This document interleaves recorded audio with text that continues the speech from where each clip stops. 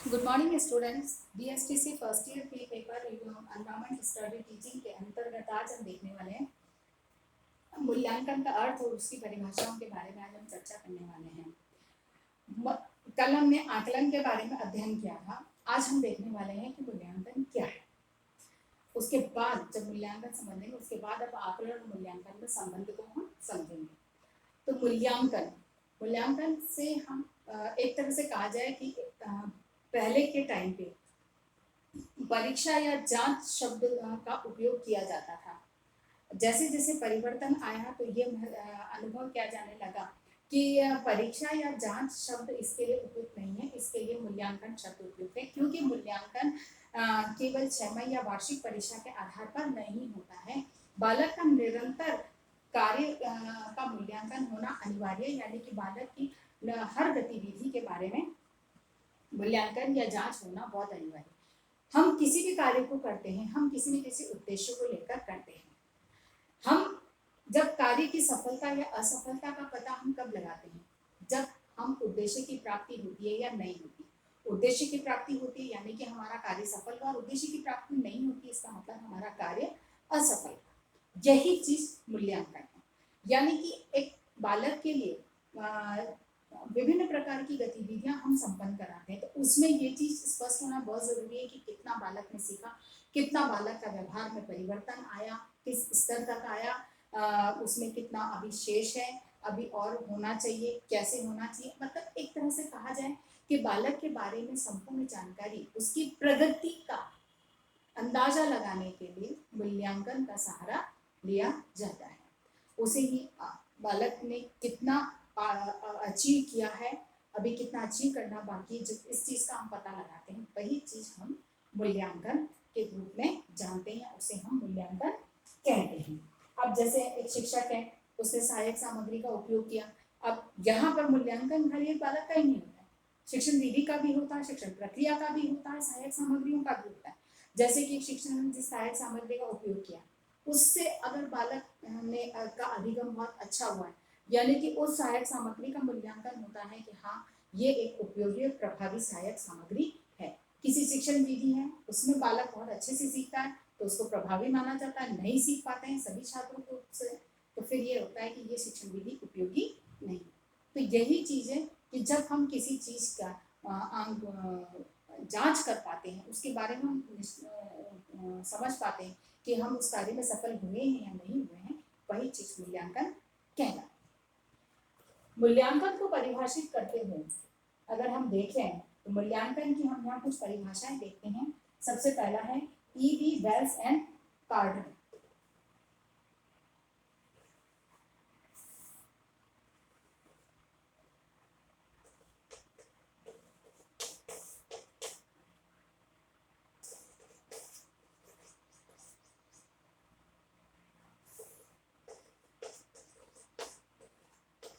EV Wesley and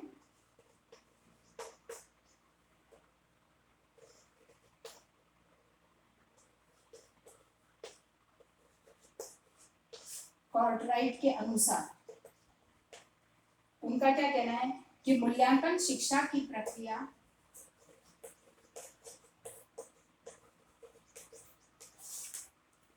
मूल्यांकन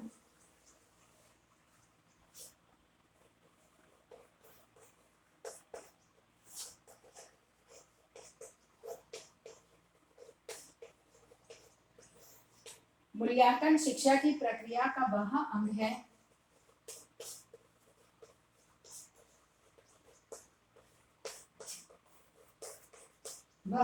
है जिसके द्वारा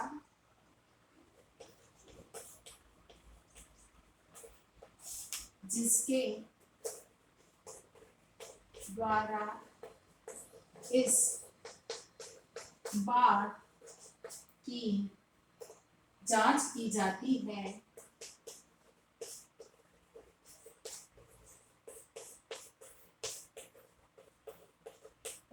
की जांच की जाती है कि एक निश्चित समय में एक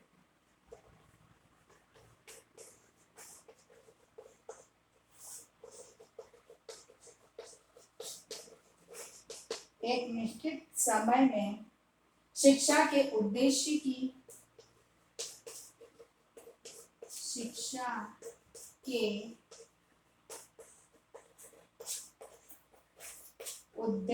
की पूर्ति कहाँ तक प्रगति हुई है, उद्देश्य की पूर्ति की कहाँ तक प्रगति हुई है, इसके व्यवहार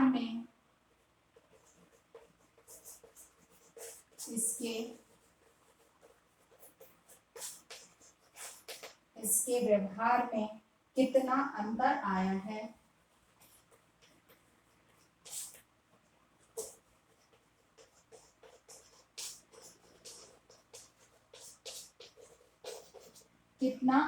आया है, तथा शिक्षक ने इस दिशा में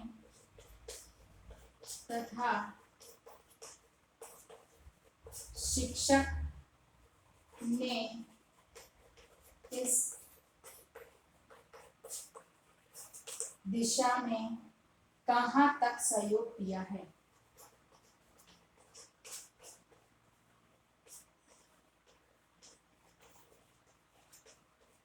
सहयोग दिया है। ईबी वेस्ले एंड कार्टराइट की परिभाषा को अगर हम देखते हैं तो थोड़ी विस्तृत परिभाषा इन्होंने दी है। इस परिभाषा के आधार पर मूल्यांकन शिक्षा की प्रक्रिया का वह अंग है जिसके द्वारा यह जांच की जाती है कि एक निश्चित समय में,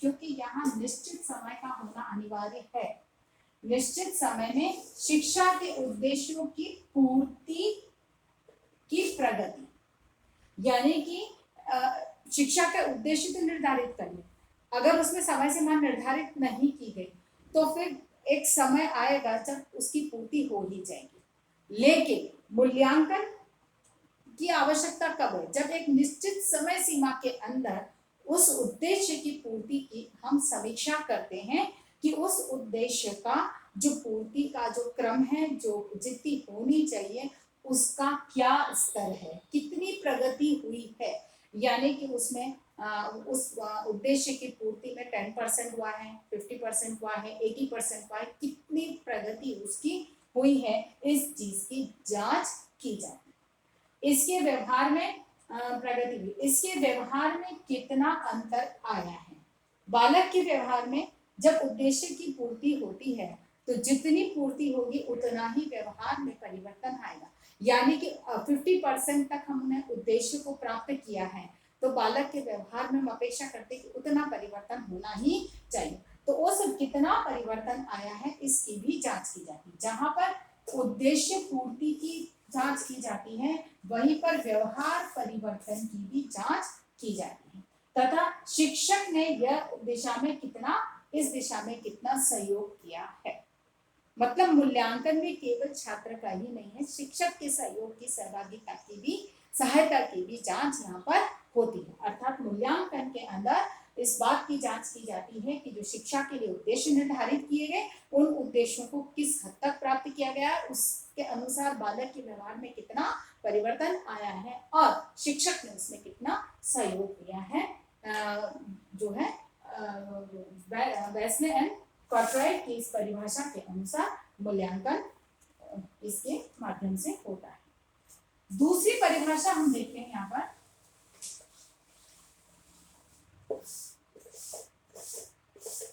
दूसरी परिभाषा है हमारी यहाँ पर क्वालेन और हन्ना की।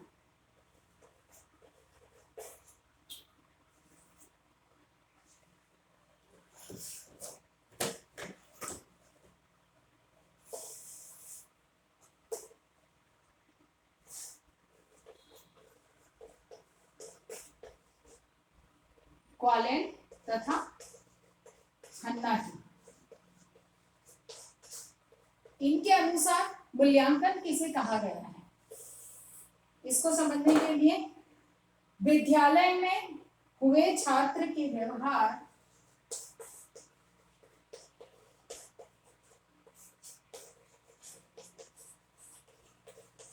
हुए छात्र के विद्यालय में हुए छात्र के व्यवहार परिवर्तन के संबंध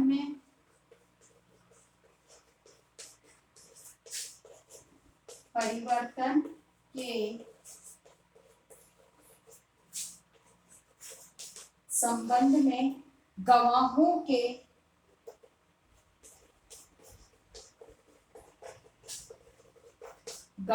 के संकलन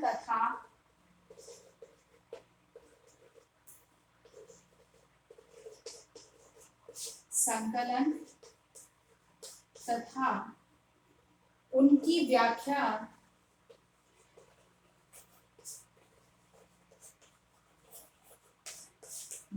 करने की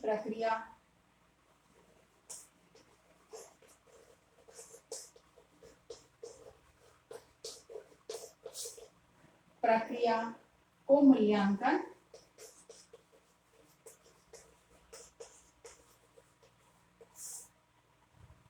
कहते हैं।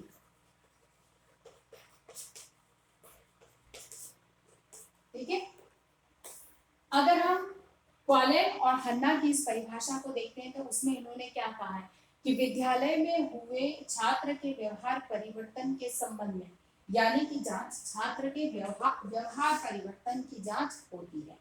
अब इसमें संबंध में गवाहों का संकलन यानी कि प्रमाण इकट्ठे करने का जो प्रक्रिया है वह मूल्यांकन है। यानी कि हम किसी को प्रमाण जो हमारे सामने गवाह यानी कि प्रमाण हमारे सामने हो कि भाई कितना बालक ने अचीव किया है, कितने उद्देश्य की पूर्ति हुई है, कहाँ तक हुई है, कितना व्यवहार में परिवर्तन आया है, तो उसके लिए सिर्फ कह देने मात्र से वो चीज विश्वास के लायक नहीं होती, उसके लिए बकायदा प्रमाणों की आवश्यकता होती है। यानी कि प्रमाण अंक जो हम, जैसे कि उदाहरण के तौर कि हम बालक का मूल्यांकन करते हैं तो उसके अंक जो निकल कर आते हैं कि भाई उसने जो कार्य किया है उसके कितने अंक उसको प्राप्त हुए, तो ये क्या हो गए, वो उसकी गवाह हो गए कि उसका कार्य ये है और उसका अंक इतना निर्धारित हो सकता है। तो इन गवाहों का संकलन तथा उनकी व्याख्या, गवाहों का संकलन और उसकी व्याख्या कि भाई इसको इतने अंक प्राप्त हुए, अर्थात कि बालक ने इतना प्रतिशत अचीव किया, इतना प्रतिशत विकास किया है या व्यवहार में परिवर्तन आया है, जिसकी हम प्रक्रिया जो है वही मूल्यांकन कहलाती है। यानी कि बालक के क्रियाकलापों जो कार्य किए हैं विद्यालय में उसकी जो जांच की जाती है, जो परखा जाता है, उसके जो प्रमाणों के आधार पर प्रमाण निकालना, प्रस्तुत करना और उसकी व्याख्या करना ही मूल्यांकन कहलाता है। अगली जो परिभाषा है वह हम कोठारी आयोग की परिभाषा को लेंगे। यहाँ पर कोठारी आयोग के अनुसार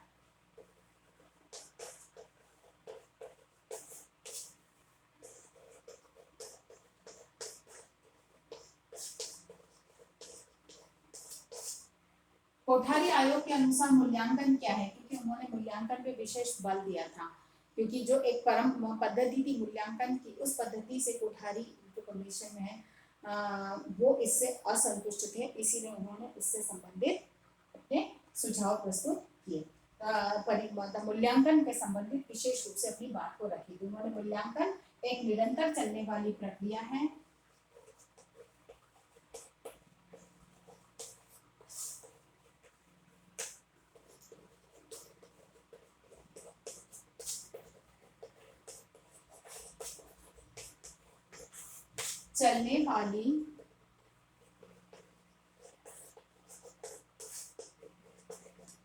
मूल्यांकन निरंतर चलने वाली प्रक्रिया है। यह समस्त शिक्षा व्यवस्था का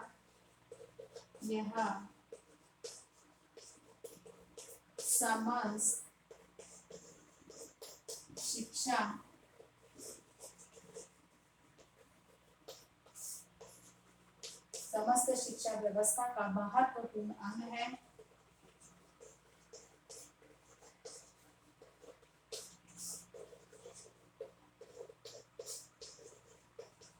महत्वपूर्ण अंग है और इस प्रकार इसका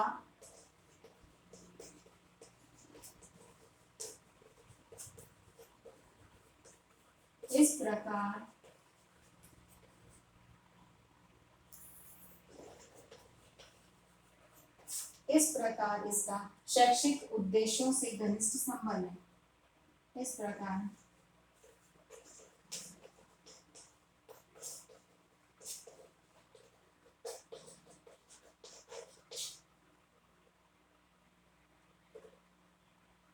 उद्देश्यों से घनिष्ठ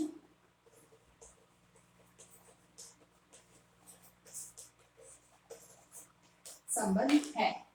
यानी कि कोठारी आयोग ने क्या कहा है कि निरंतर चलने वाली प्रक्रिया है, समस्त शिक्षा व्यवस्था की यह महत्वपूर्ण अंग है, क्योंकि यह निरंतर चलता रहता है, अर्थात कि उद्देश्यों से इसका घनिष्ठ संबंध है।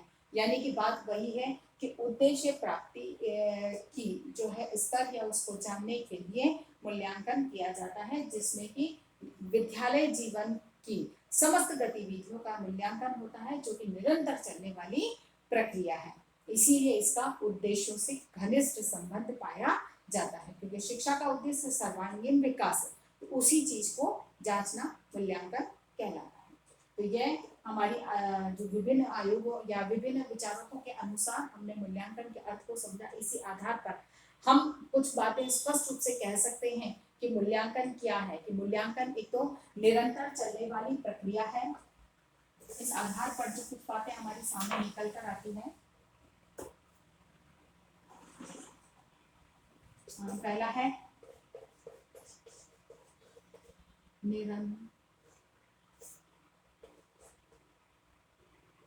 निरंतर चलने वाली प्रक्रिया है। दूसरा, छात्र के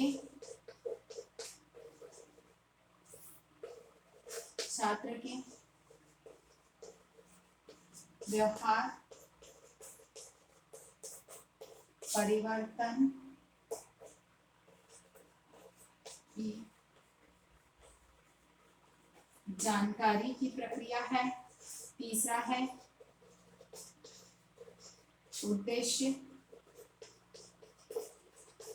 प्राप्ति की जांच की प्रक्रिया है। शिक्षण विधि छात्र की प्रगति की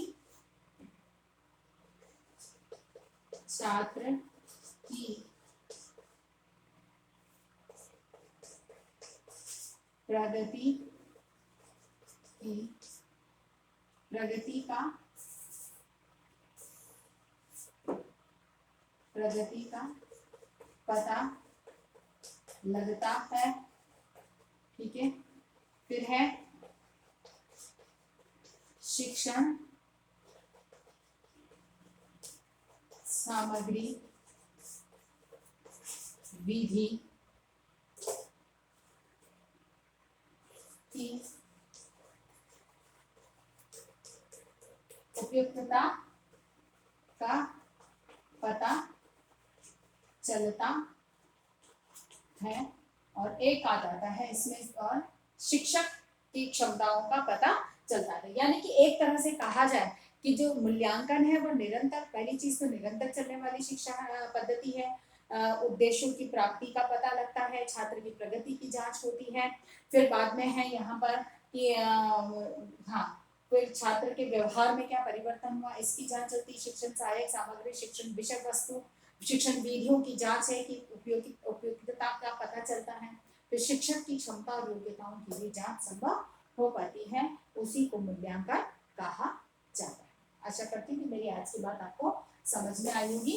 इसी आधार पर आपको एक प्रश्न करना है कि मूल्यांकन के अर्थ को स्पष्ट करते हुए परिभाषित कीजिए।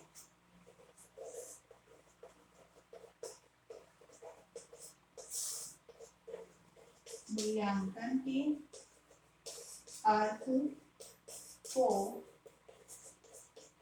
स्पष्ट करते हुए